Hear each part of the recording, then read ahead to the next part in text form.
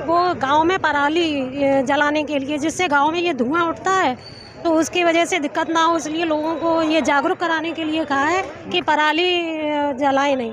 जिला प्रशासन के द्वारा हमको बताया गया कि अपनी अपनी पंचायतों में पराली और कूड़े में बिल्कुल आग न लगने दें। गांव की जनता के साथ मीटिंग करें, उन्हें समझाएं, सिखाएं, किसी भी तरह जो है वातावरण प्रदूषित न होने दें। किसानों को अब पराली जलाना पड़ेगा महंगा, इन सरकारी योजनाओं से हो जाएंगे वंचित। जो किसान जलाएंगे पराली, उनको सरकारी योजनाओं का लाभ नहीं मिलेगा। प्रेरणा सभागार में बैठक का आयोजन किया गया, जिसमें इटावा जनपद के समस्त प्रतिनिधि शामिल हुए। बैठक में लेखपाल, जनप्रतिनिधि, ग्राम प्रधान व सचिव सहित लोगों को जिलाधिकारी अवनीश कुमार राय ने पराली न जलाने को लेकर दिए कड़े निर्देश। कड़े शब्दों में जिलाधिकारी अवनीश कुमार राय ने कहा कि जो किसान लगातार पराली जला रहे हैं और जो लोग मना करने के बावजूद भी नहीं मान रहे हैं, उनके खिलाफ कार्रवाई की जाएगी।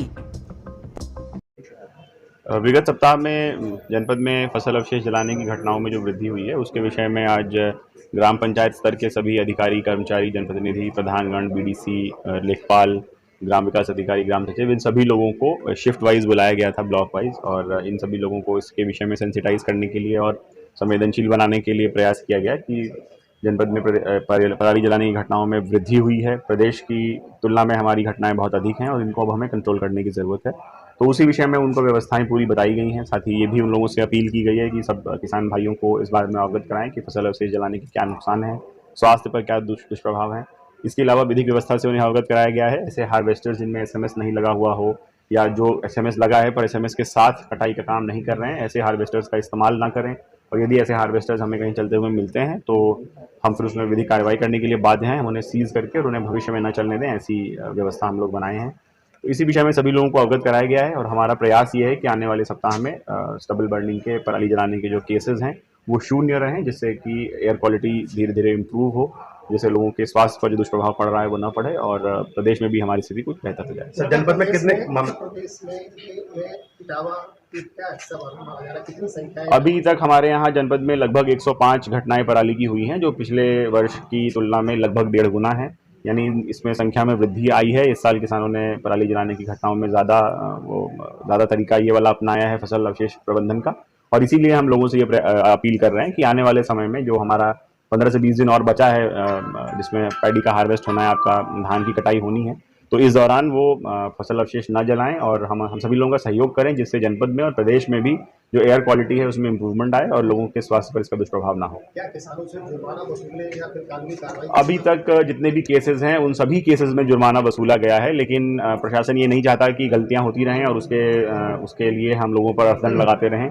ये अच्छी परिस्थिति नहीं होगी, ना ही हम इसमें विधिक कार्रवाई करना चाहते हैं, इसीलिए अभी तक विधिक कार्रवाई नहीं की गई है। लेकिन अब मजबूरी में जो केसेस आएंगे या जो रिपीट केसेस आ रहे हैं जिसमें पूर्व में उन पर जुर्माना लगा हो और उसके बाद अगली बार फिर ऐसे किसानों ने अगर उसमें फसल अवशेष जलाया है, तो मजबूरी में उनके खिलाफ दंडात्मक और विधिक कार्रवाई भी की जा रही है। उनका चिन्हीकरण हो गया है। हमारे पास सभी केसेस का अक्षांश, देशांतर सहित, गाटा सहित, ग्राम सहित, दिनांक सहित और विद फोटोग्राफ हमारे पास एविडेंस है कि जिन केसेस में पराली जलाई गई है।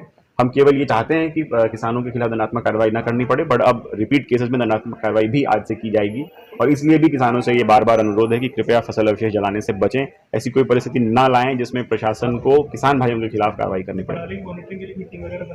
पराली की मॉनिटरिंग के लिए जनपद स्तर पर टीम है, तहसील स्तर पर टीम है, उसमें SDM, BDO, CO, सभी SHO, सभी कृषि विभाग के अधिकारी उसके मेंबर्स हैं। ग्राम स्तर पर ग्राम प्रधान, ग्राम विकास अधिकारी, लेखपाल और टेक्निकल असिस्टेंट उस टीम के मेंबर्स हैं।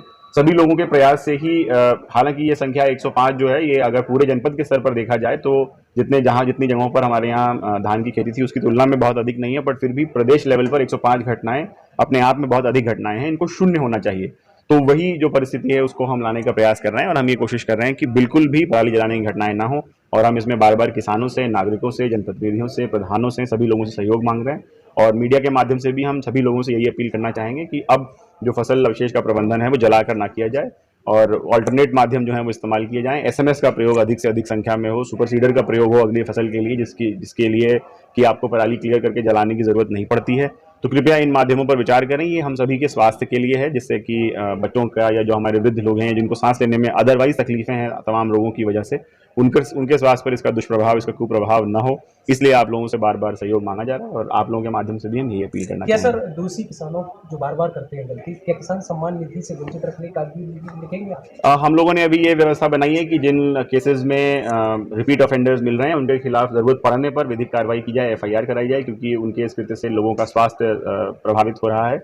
और जो भी सरकारी योजनाएं हैं, जैसे यदि इस पर विचार किया जाए कि उनका जो रजिस्ट्रेशन हुआ है फसल बेचने के लिए, जो सरकारी दुकानों पर मंडी के माध्यम से या हमारे और क्रय केंद्रों के माध्यम से, उसके रजिस्ट्रेशन के कैंसिलेशन पर विचार किया जाए और भविष्य में जो वो गेहूं की फसल करेंगे उसके भी रजिस्ट्रेशन से उनको यदि जरूरत पड़ती है, रिपीट ऑफेंडर्स हैं तो उसको उससे वंचित किया जाए।